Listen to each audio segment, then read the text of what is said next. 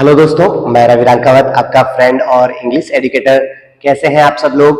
I hope आप सभी बढ़िया होंगे और मेरी क्लास को एंजॉय कर रहे होंगे। दोस्तों, हम बात कर रहे थे सिंथेसिस की। सिंथेसिस का फर्स्ट पार्ट हमने डिस्कस कर लिया था। क्या होता है सिंथेसिस, थोड़ी सी चर्चा कर लेते हैं। दो सिंपल वाक्यों को जोड़कर एक सिंपल वाक्य बनाया जाए, या कोई कंपाउंड वाक्य बनाया जाए, या कॉम्प्लेक्स वाक्य बनाया जाए, उसे सिंथेसिस कहा जाता है। अब सिंपल वाक्य क्या होता है, कंपाउंड क्या होता है, कॉम्प्लेक्स क्या होता है, इन सबको हमने फर्स्ट पार्ट में डिस्कस कर लिया था। और इसके जो 6 तरीके होते हैं किन्हीं भी सेंटेंसेस को जोड़ने के, उन 6 तरीकों के बारे में हमने डिस्कस किया था फर्स्ट पार्ट में। तो ये पार्ट देखने से पहले आप फर्स्ट पार्ट देखिए ताकि आपको चीजें आराम से डिटेल से समझ में आए। तो पार्टिसिपल की सहायता से हम दो सिंपल सेंटेंस से एक सिंपल सेंटेंस बना सकते हैं। तो जैसे पार्टिसिपल होता क्या है, आप देखो। सिंथेसिस क्या होता है, दो सिंपल सेंटेंसेस को जोड़कर एक सिंपल, कंपाउंड या कॉम्प्लेक्स सेंटेंस बनाना सिंथेसिस कहलाता है। सिंथेसिस करने का तरीका क्या होता है, पार्टिसिपल्स पहला तरीका होता है। पार्टिसिपल्स की सहायता से हम सिंथेसिस कर सकते हैं। सिंथेसिस का मतलब होता है संयोजन करना, जोड़ना, सिंपल सा आप समझिए। अब पार्टिसिपल्स क्या होते हैं, ऐसी वर्ब जो वर्ब और एडजेक्टिव दोनों का काम करें। ऐसी वर्ब जो वर्ब और एडजेक्टिव दोनों का काम करें उसे पार्टिसिपल्स कहा जाता है सिंपली। जैसे पहला पार्ट होता है प्रेजेंट पार्टिसिपल, जिसके बारे में हम डिस्कस कर चुके हैं। दूसरा भाग होता है पास्ट पार्टिसिपल। बिल्कुल आराम से समझिएगा। पास्ट पार्टिसिपल का मतलब आप समझिए कि वर्ब की थर्ड फॉर्म को हम पास्ट पार्टिसिपल कहते हैं। पहला था प्रेजेंट पार्टिसिपल, दूसरा है पास्ट पार्टिसिपल, वर्ब की थर्ड फॉर्म। जैसे दो सेंटेंस दे दिए, माय फ्रेंड टायर्ड, मेरा दोस्त थक गया, ही नीडेड रेस्ट। अब इसे क्या करना है, दो सेंटेंस है, इन्हें हमें क्या करना है, सिंपली जोड़ना है। क्या करना है, जोड़ना है। तो जोड़ने के लिए हमें सिंथेसिस करेंगे। तो क्या करेंगे, किसका यूज करेंगे, वर्ब की थर्ड फॉर्म का यूज करेंगे। किस तरीके से कि जो फर्स्ट सेंटेंस है उसकी थर्ड फॉर्म लगा दो। टायर्ड, टायर्ड फर्स्ट फॉर्म भी होता है, सेकेंड फॉर्म भी होता है और थर्ड फॉर्म भी होता है।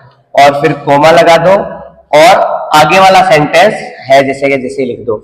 है जैसे जैसे लिखना मतलब देखो, यहां पर नाउन आया है और यहां पर प्रोनाउन आया है। तो यहाँ नाउन अगर आया ना फर्स्ट सेंटेंस में, तो हमें क्या करना है, यहां पर नाउन ही लिखना है। टायर्ड, थककर, माय फ्रेंड नीडेड रेस्ट। थकने के बाद मेरे फ्रेंड को रेस्ट की जरूरत थी। तो ये हो गया सिंथेसिस सिंपल चीज। I found my book, it was lost. अब क्या करना है कि हमें दोनों सेंटेंस को जोड़ना है। तो इसको इस तरीके से जोड़ा जा सकता है, I found my lost book. अब यहां पर देखिए कि दोनों सेंटेंसेस में हमें क्या करना है, थर्ड फॉर्म का यूज करना है। एक ही सब्जेक्ट है और एक ही वर्ब आती है। ये चीज हमें ध्यान रखनी होती है कि भाई जब भी हम सेंटेंस सिंपल बनाते हैं तो उसमें एक सब्जेक्ट और एक वर्ब आना चाहिए। अब यहाँ पर I found my lost book, मैंने अपनी खोई किताब, मुझे अपनी खोई हुई किताब मिल गई। तो आई फाउंड माई बुक, मेरी किताब खो गई, इट वॉज लॉस्ट, बुक हो गई थी। तो दोनों का एक सेंटेंस के अंदर आ गया। ऐसे ही एक और सेंटेंस दे सकते हैं, this is the movie I have seen it.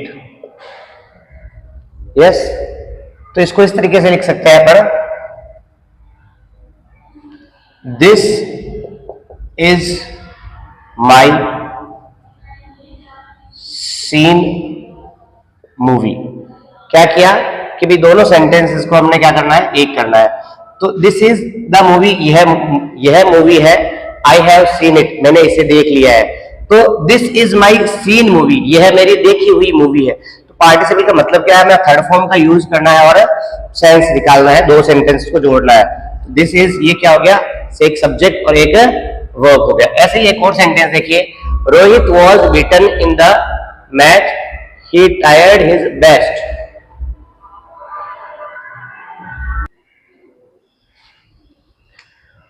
तो इसे कैसे लिखेंगे? Rohit was beaten in the match, he tried his best.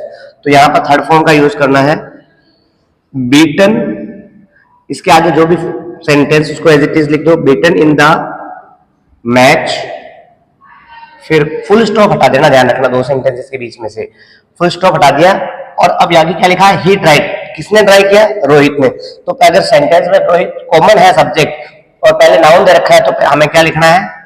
Rohit noun के रूप में लिखना है, फिर ट्राइड हिज बेस्ट। ऐसे ही तो ये हो गया अपने पास्ट पार्टिसिपल। ध्यान रखिए पास्ट पार्टिसिपल एग्जाम में बहुत कम पूछे जाते हैं, तो ज्यादा पैनिक नहीं होना है इसमें। अगली बात करते हैं परफेक्ट पार्टिसिपल। परफेक्ट पार्टिसिपल का मतलब क्या होता है? हैविंग प्लस वर्ब की थर्ड फॉर्म लगानी है। देखो ध्यान रखना, ये ज्यादातर जो है वाक्य के शुरू में आती है। इसके आगे हम कह सकते हैं कि ये पास्ट परफेक्ट टेंस का ही एक रूप होता है।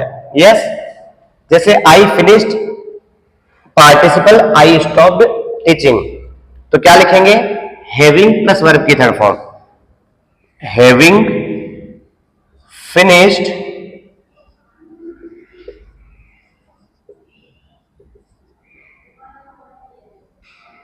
पार्टिसिपल, और फुल स्टॉप हटाएंगे यहां से और कोमा लगा देंगे, having finished participles I stopped teaching. ये हो गया अपना perfect participle, having plus verb तक की थर्ड फॉर्म। अब इसका मतलब क्या होता है? करके या करने के बाद। Having finished participle, participle finish करने के बाद आई स्टॉप्ड टीचिंग, मैंने पढ़ाना बंद कर दिया। ऐसे ही देखो, Rohan was punished by me, he felt ashamed. तो अब ध्यान रखना कि परफेक्ट पार्टिसिपल, अब एग्जाम में आपके ऐसे लिख रखा होगा पार्टिसिपल की सहायता से कंपाउंड बनाइए। अगर सेंटेंस हमारा पैसिव है, ही वॉज फिनिश्ड, तो वाज के बाद में थर्ड फॉर्म आ रही है, मतलब सेंटेंस कैसा हुआ? पैसिव हुआ। तो कैसे लिखेंगे इसको? Having been punished. Passive sentence में हमें किसका यूज करना पड़ेगा? हैविंग के बाद बीन, फिर थर्ड फॉर्म हैविंग। ऐसे तो हैविंग प्लस थर्ड फॉर्म आता है, लेकिन अगर सेंटेंस मान लो पैसिव आ गया आपने एग्जाम में, तो having been punished by me, comma हटाना, बाय मी है जैसे जैसे आ गया। अब यहां पर रोहन है और यहां पर क्या है? ही है। तो हमें क्या करना है कि इस ही को हटाना है और ही की जगह क्या लगाना है? रोहन लगाना है। सब्जेक्ट रोहन है और दोनों कॉमन है, और ये रोहन क्योंकि नाउन है इसलिए यहां पर रोहन लगेगा। Rohan felt ashamed. फिर से समझिए, हैविंग बीन पनिश्ड बाय मी, मुझसे सजा मिलने के बाद रोहन फेल्ट अशेम्ड, रोहन को शर्मिंदगी महसूस हुई। ऐसे देखिए, I ate my dinner I slept, तो क्या करेंगे? हैविंग एट की थर्ड फॉर्म क्या होती है?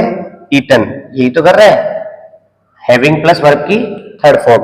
हैविंग ईटन, आगे जो सेंटेंस ले रखा है उसको है जैसे लिख दो, माई डिनर, कोमा लगाएंगे, फुल स्टॉप हटाएंगे, और आई स्लेप्ट। डिनर फिनिश करके मैं सो गया, तो करके या करने के बाद का सेंस आता है। I solved the problem I went home. जैसे I solve the problem I went home, इसको कैसे जोड़ेंगे? सेकंड, दोनों में सब्जेक्ट तो कॉमन आ गया। जैसे सॉल्व का क्या करेंगे? हैविंग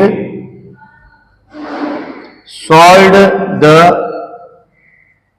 प्रॉब्लम, कोमा लगाएंगे, और दोनों में सब्जेक्ट कॉमन है, तो आगे वाला सेंटेंस है जैसे आई वेंट होम। तो ये हुई दोस्तों हमारे पार्टिसिपल्स की बात। अगली वीडियो में हम और डिटेल से डिस्कस करेंगे, तो मेरे साथ बने रहिए, लाइक कीजिए, शेयर कीजिए, और वीडियो अच्छा लगे तो सब्सक्राइब करना मत भूलिए। Thank you so much, have a nice day.